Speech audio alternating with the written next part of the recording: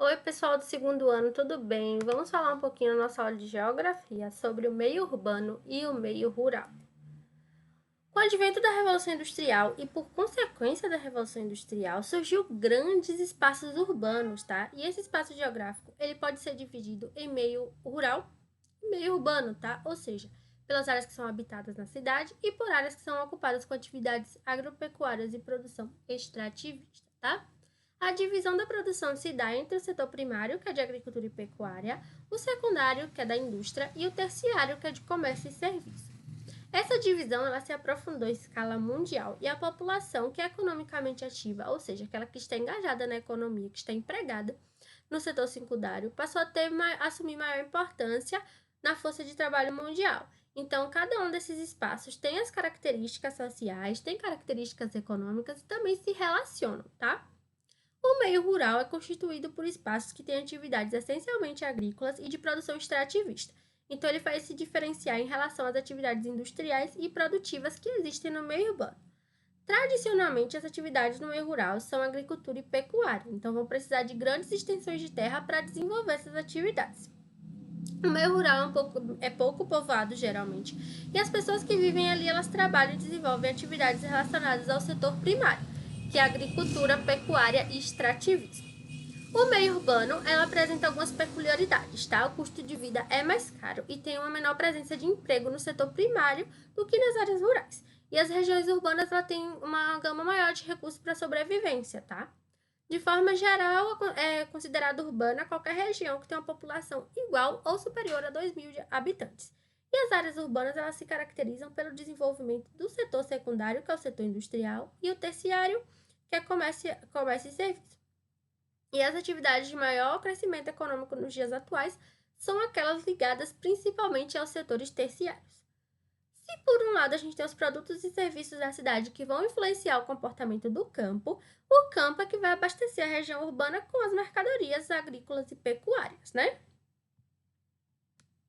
Então vamos falar um pouquinho aqui sobre as interações urbanas. A hierarquia urbana ela vai se estabelecer a partir de produtos ou serviços que as cidades vão oferecer. Então, quanto mais diversificada for a economia de uma cidade, maior a capacidade dela de liderar e influenciar outros centros urbanos que eles vão ter ali relações. Então, a gente vai criar um sistema de relação onde as cidades que forem mais desenvolvidas vão liderar a rede urbana ali daquela região. Então, a gente sempre sabe que tem uma cidade maior que vai influenciar as cidades médias e essas cidades médias vão influenciar as cidades menores. Então, outro ponto que a gente analisa é a conurbação. O que é a conurbação? É um fenômeno urbano que vai ocorrer quando duas ou mais cidades vão se desenvolver uma ao lado da outra, de tal forma que elas vão se unir como se fosse apenas uma cidade, tá? E a gente não vai saber quem é quem. O exemplo clássico de conurbação é a cidade de São Paulo e os seus municípios vizinhos, Santo André, São Caetano, São Bernardo, Diadema e Guarulhos. A cidade de São Paulo cresceu tanto que foi se encostando nesses municípios vizinhos e foi formando ali uma aglomeração que é chamada de Grande São Paulo. A conurbação ela pode apresentar alguns efeitos negativos se não tiver um planejamento urbano ali, porque um problema de uma cidade pode ser transferido para outras cidades e assim vai intensificar aquele crescimento urbano ali e vai levar os problemas também, tá? Tipo, Salvador e Lauro de Freitas também é uma conurbação que o próprio aeroporto de Salvador é em Lauro de Freitas. Então, não sabemos quem é quem. Com o crescimento das cidades, a gente tem uma transferência de população no meio rural para o meio urbano. Então, a gente vai aumentar a quantidade populacional nas cidades, tá? Então, essa transferência pode acontecer de forma lenta e gradual e também pode acontecer de forma acelerada. E quando ela acontece de forma acelerada, a gente dá o nome de êxodo rural, que é o pessoal saindo do campo para as cidades, tá? O crescimento das cidades está relacionado com o aumento de números de pessoas que escolhem a cidade para viver e trabalhar. Então, o crescimento da população em áreas urbanas piorou muito a qualidade de vida, principalmente em algumas cidades aqui da América Latina, da África e da Ásia, tá? Então, já existem algumas iniciativas que promovem o gerenciamento integrado para aumentar a qualidade de vida da população e também preservar o equilíbrio ambiental, né, gente? Porque residir e trabalhar em grandes cidades é comum para a gente, só que, devido à globalização, só que a gente vai mudar totalmente o nosso ecossistema, né? O nosso meio ambiente, né? Vai ter destruição. né? Porque a gente teve muitos avanços na comunicação e no transporte, né? Só que a gente também está destruindo, né? Está desmatando, está provocando erosão do solo para construir casas, né? Então a gente não tem esse equilíbrio aí entre né, o espaço geográfico ali natural e o modificado, né? Então,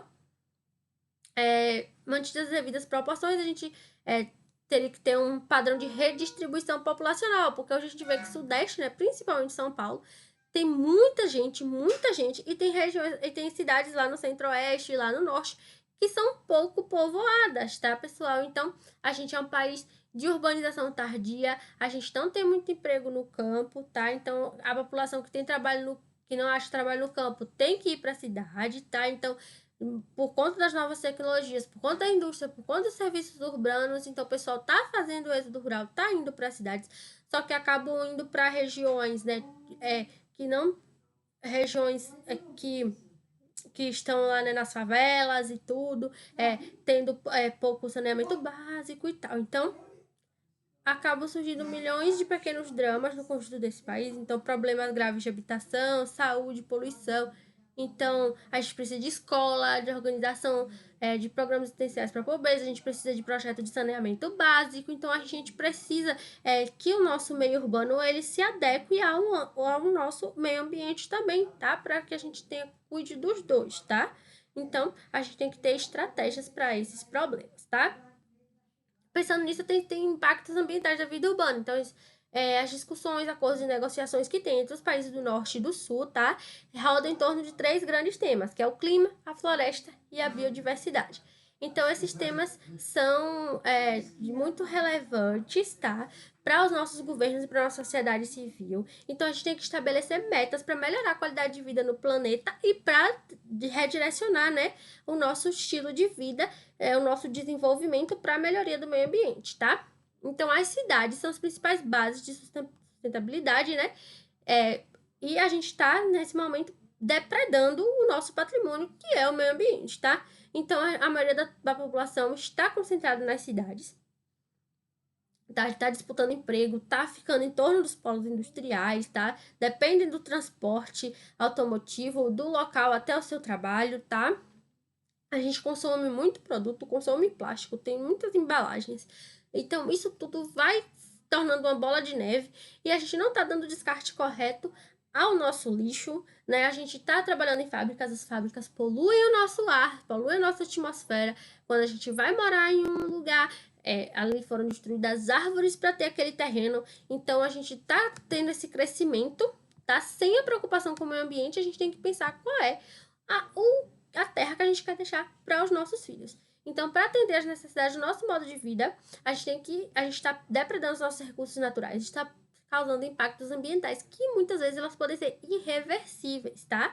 Então, quando a gente causa impacto ambiental na poluição do ar, nas águas, a gente degrada o solo, principalmente em Rio de Janeiro, São Paulo, tem cidades como Nova York, Calcutá e Tóquio, que consomem tanto combustíveis fósseis na indústria, estão jogando toneladas diárias de CO2 na atmosfera e tantas outras substâncias tóxicas, tá? A gente tem que pensar nisso. Será que esse é o mundo que a gente quer para os nossos filhos? Então, devido à urbanização que está altamente concentrada, a gente está causando vários problemas ambientais, que podem ser de causas naturais ou pela ação do próprio homem. Geralmente são pela ação do próprio homem, tá? Então, a gente tem a má ocupação e os solos das cidades e causa consequências, tá? Como enxurradas, deslizamentos, alagamentos, ilhas de calor e chuva ácida. É o que eu venho bater na tecla.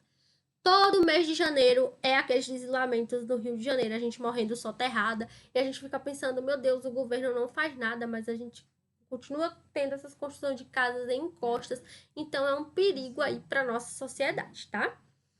Então, a gente destaca ainda grandes complexos hidrelétricos também, que vão modificar o ecossistema, vão expulsar populações que viviam ali nas beiras dos rios, tá? Então, é difícil daquele pessoal sobreviver.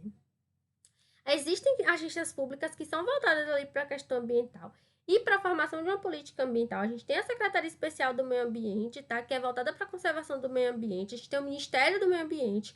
Também tem o Conselho Sistema Nacional, tá? Só que mesmo com todas essas criações, a gente viu agora o que aconteceu no Pantanal, né? A gente viu essas queimadas. A Amazônia é destruída todo santo dia. A gente já acabou praticamente com a nossa Mata Atlântica. Então, mesmo com toda essa preparação do governo, a gente ainda sofre com a falta de consciência da população, né? Então, a gente tem que fazer também a nossa parte, tá, pessoal? Espero que vocês tenham gostado da aula de hoje. Não esqueçam de responder os exercícios ao final do capítulo. Até a próxima aula!